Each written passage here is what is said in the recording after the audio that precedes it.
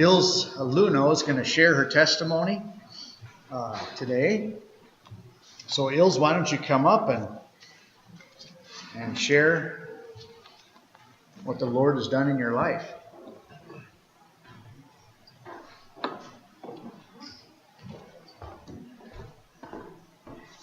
All right.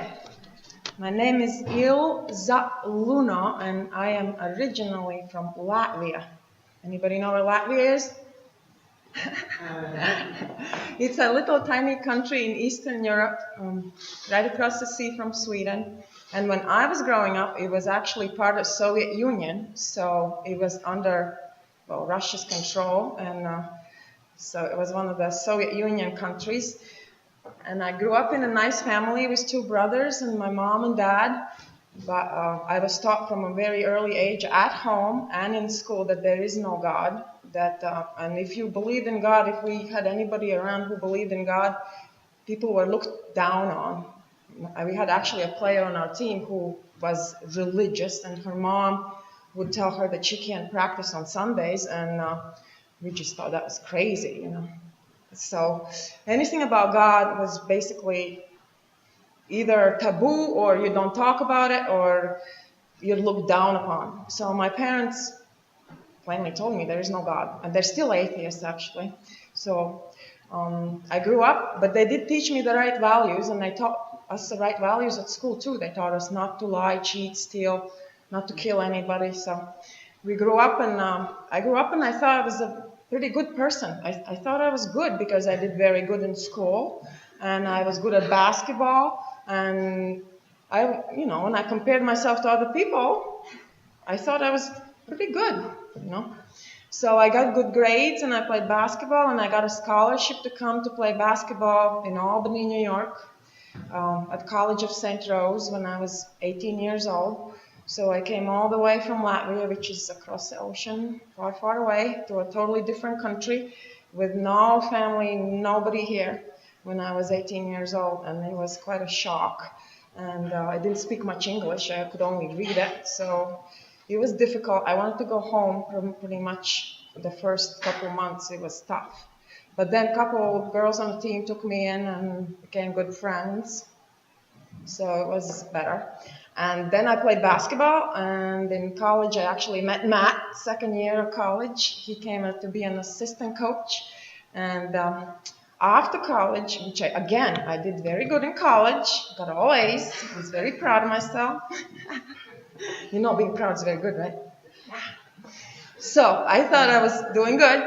And couple years after college, got married to Matt pretty soon. We were meant to be. And he started working at Siena College, and we lived still in Albany, New York. And somehow there, I think, at that point, or he got real interested in God. So he started talking about God and started reading the Bible. And then we moved to Vermont 5 years after that for a year. And Matt coached at UVM. And then we moved to Syracuse in 2003. And in Syracuse, we started going to Central Baptist Church, which is a really Bible-believing church. I was not a believer at the time, but I just kept on going. I didn't think there was anything wrong with going to church. I thought it was good. Matt telling me verses from the Bible and stuff, it all sounded good, but I still thought I was, if God was there and if he was real, I'd still be good because I was a good person. I didn't kill anybody, I didn't steal. I didn't really do anything too bad in my eyes. So I still thought I was pretty good.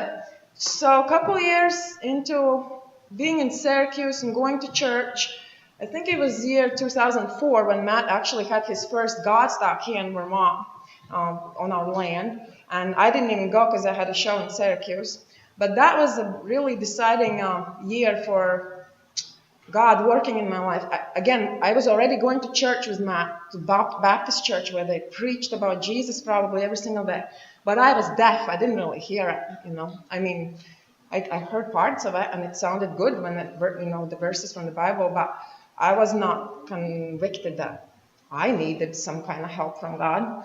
So kept on going, and then that fall of 2004, I think it was in winter, I really started reading the Bible for myself, and it sounded good, and it was great. I liked it. And then Matt went for a trip. He was coaching for Syracuse, and he went for a trip. One of the trips, he told me it was to Atlanta, I guess, and he met this guy at the airport, and his name was Mark Cahill, and he's actually a Christian author now and speaker in big demand nowadays. But at that point, I think he was just starting out, and he would just walk around the airport, and he would witness to people, and he would give them tracts, and he would give them his book. So he talked to Matt and gave Matt his book, which is called One Heartbeat Away. So Matt brought the book home, and he gave it to me, and I think he went on another trip. And I read that book, I think, in 2 days. It was a great book. And he talked about sports people, and I could relate to sports. And he had a lot of verses from the Bible, of course, in the book. And at the end of reading that book, God made it click for me. All of a sudden, all these verses that he put really in one place made me understand that I was only a good person in my own eyes. Because in the Bible, he has a verse that says, if you keep the whole law, but you fail in just one point, you have become accountable for all of it. So I knew, by then, I have seen the 10 Commandments. You should not lie, you should not steal. I knew I had lied. I knew I had even taken stuff that doesn't belong to me. And then another one commandment said, you should not hate anybody. I knew I had hated people. Well, you shouldn't murder, but Jesus said if you hate somebody, it's like you're killing them in your heart.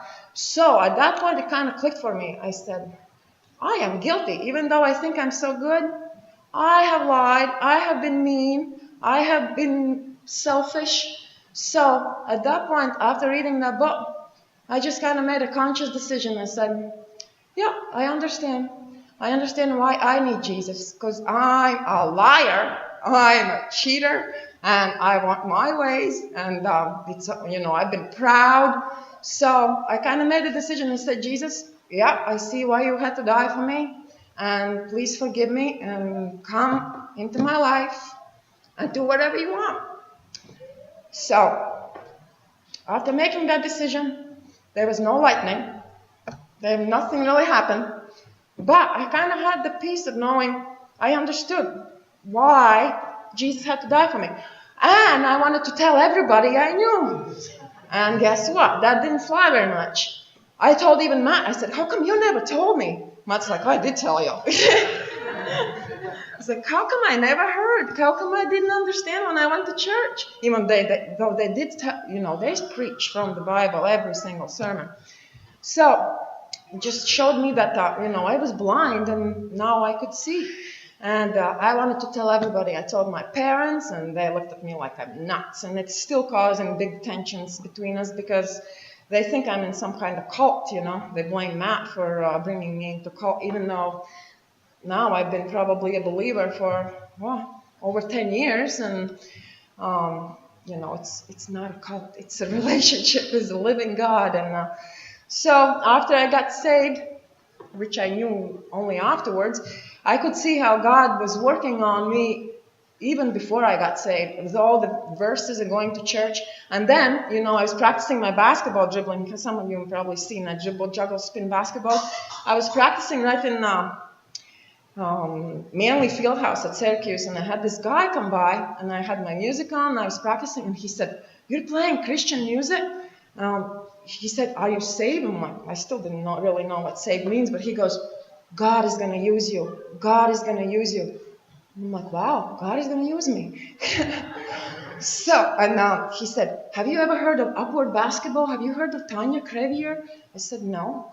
But I went home and I Googled it, and I found out that Upward Basketball is a Christian organization that teaches kids basketball and gives them the gospel, and it's very popular in Bible Belt states and actually all over the country now, not in Vermont though. So I got involved with Upwards, and right away, that same spring, I got a couple shows to travel to Bible Belt states, and I still remember those first couple shows. I felt so weird, But I was just talking, and people were listening, and it was like, wow, this is awesome. I can actually share my faith and people don't think I'm crazy, you know.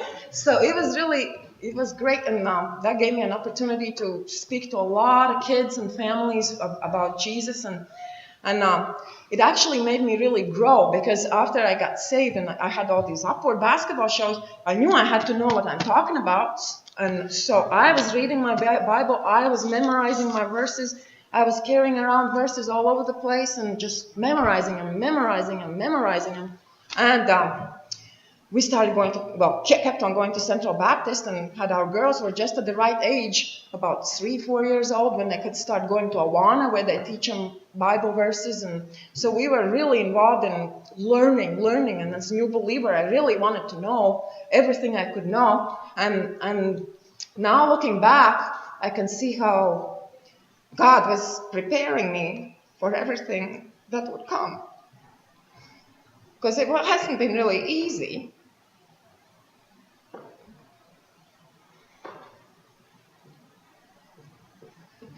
So, we went that was about 5 years, we had it pretty good in Syracuse, doing shows, traveling, having, being in Syracuse. And then in 2012, we felt like God called us to Vermont, and we went from Syracuse, came from Syracuse to Vermont, and first of all, our finances went from we started making about 1/3 of what we used to, so you can imagine that's quite a bit of, quite a step to take. So we moved here, and then the first year after we moved here, Brandon Gleason died. So through that was quite an experience, and I could feel God like never before. And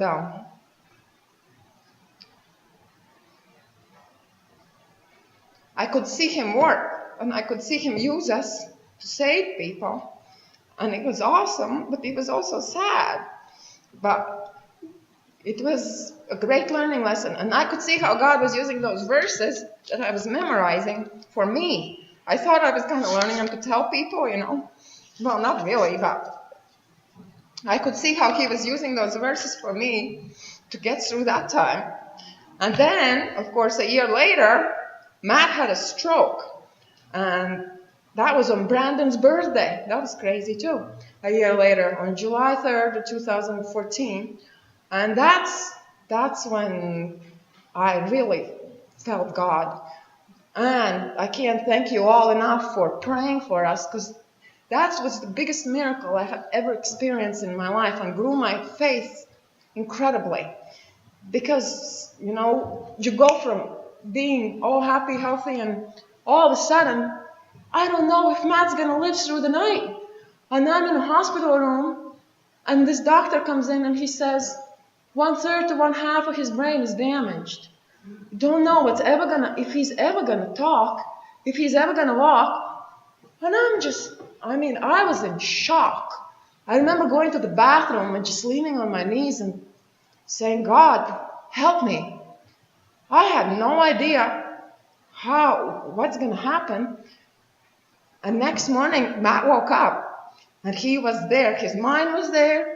That was a miracle. And I remember, he probably doesn't remember any of it, but talking that day to him, I was like, Matt, do you know that God is doing the biggest miracle ever? I had that feeling that he's going to do this incredible miracle right there in the hospital room after he woke up, and his mind was there.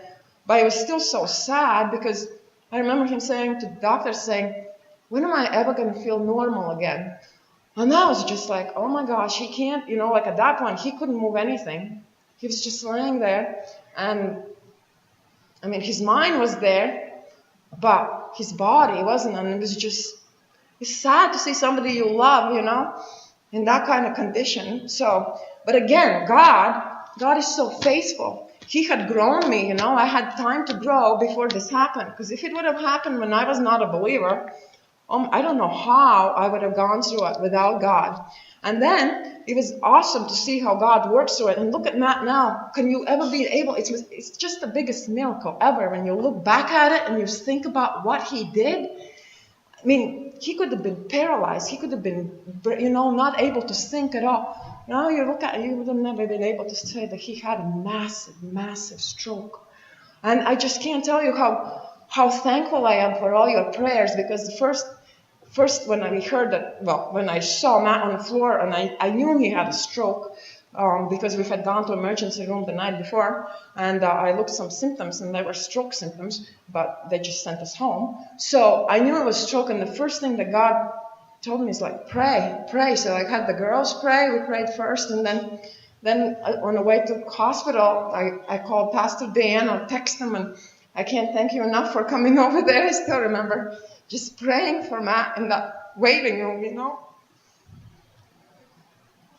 God is so good.